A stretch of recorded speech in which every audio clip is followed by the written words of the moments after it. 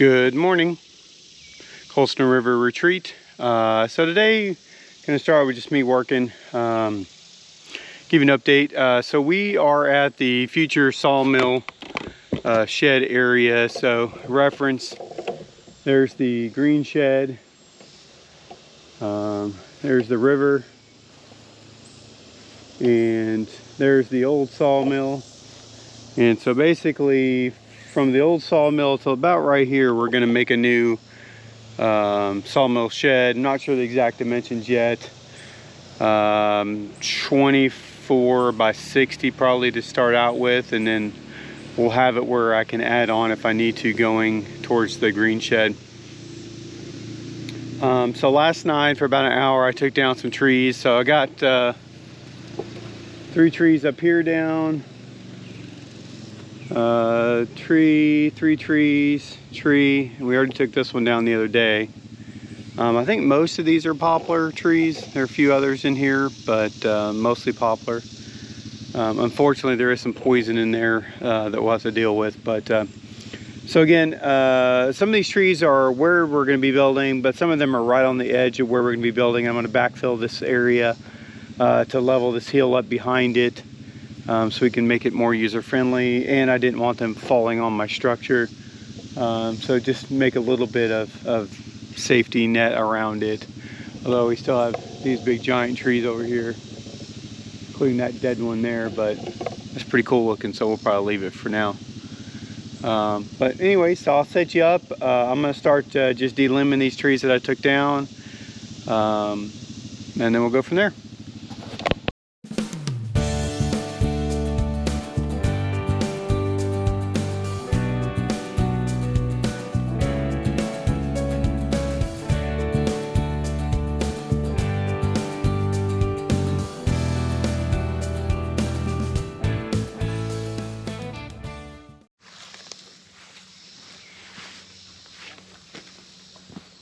All right, so I'm going to start delimbing this poplar over here. Today we're using the MS250. I like it for, small jobs, cutting up some firewood, delimbing. I also have an electric one, MSA 220, I think, something like that we also use as a battery powered. Works pretty good. But we're going to start with this one for today.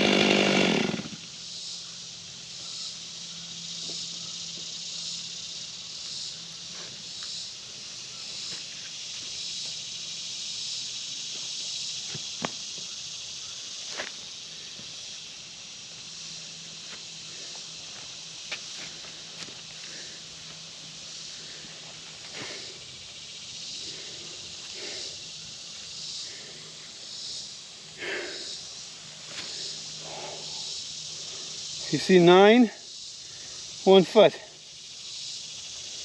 I don't understand. Let's go get a real tape measure.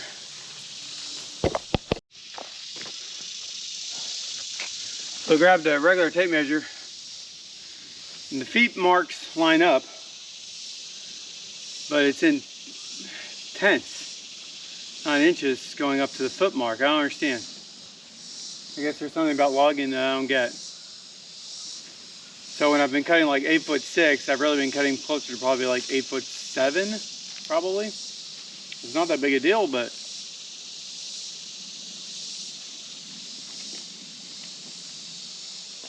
I guess I should have known or looked. Sad thing is I've used this tape like a whole bunch of times.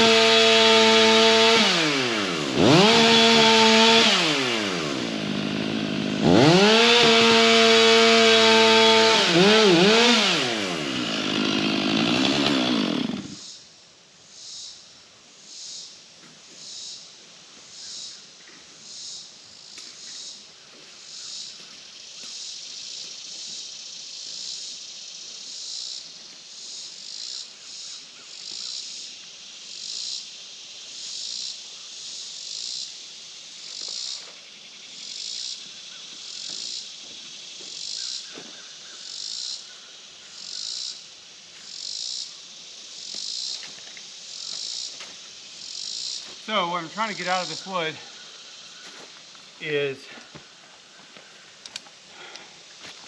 some 20-foot beams that are going to cross the timber frame.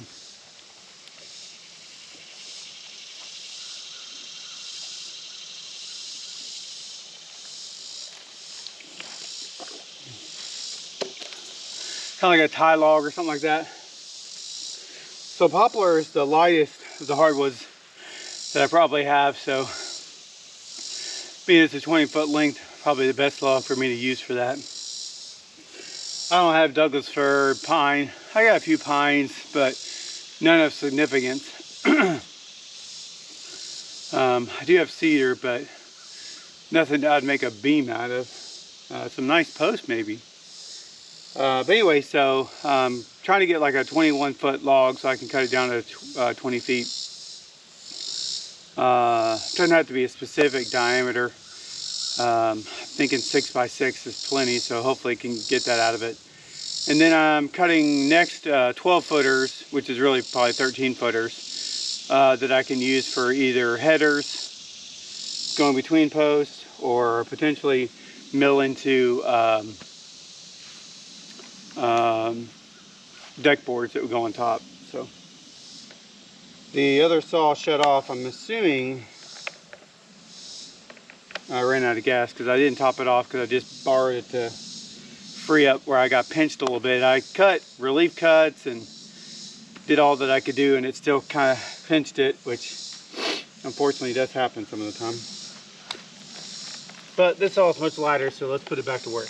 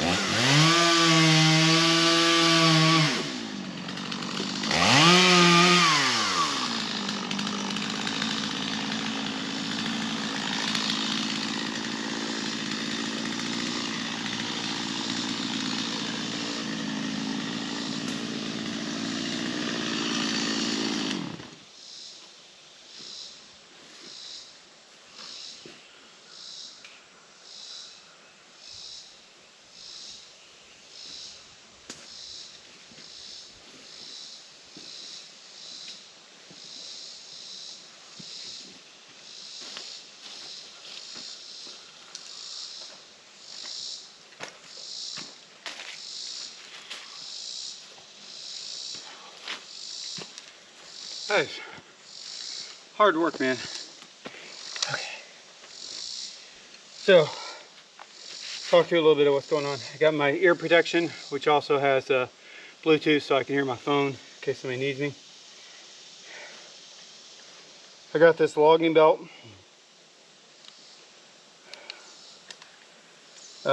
which has my logging tape that is in tens to foot.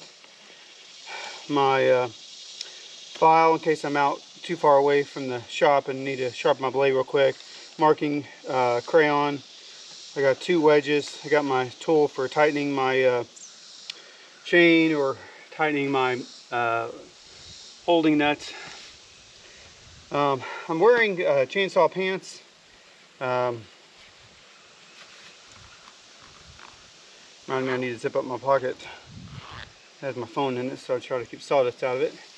So I'm wearing chainsaw pants because I don't like wearing chaps. They're very hot and sweaty. These are pretty hot and sweaty, but they have ventilation built into them, and it's not wearing a double layer, you know, pants and chainsaw pants. So I feel like it's a little bit better. Be nice in the winter, for sure. And the boots that I'm wearing are theoretically chainsaw resistant. These are the Brunt brand. I'm not sponsored by anybody, by the way, but I'm open to that. So if you work for any of them, feel free. But anyway, so these are kind of chainsaw resistant, specifically to try to help. I didn't buy the chainsaw boots. They were like, I don't know, $700 or $900 or something like that. So these were, I think, $300, which was more than enough. So out of that tree, we got a 9-foot butt log. First limbs off, 2 21-foot section, and then I did 2 more 12-foot sections after that that are pretty good diameter, probably 9 inches on the short end. And then I did go ahead and cut 1 more set. Now that next set might be posts that I'm going to use on this end here that I'm going to be using to make a retaining wall, or we might just make it in firewood, who the heck knows. So I'm going to start on this tree now and go from there.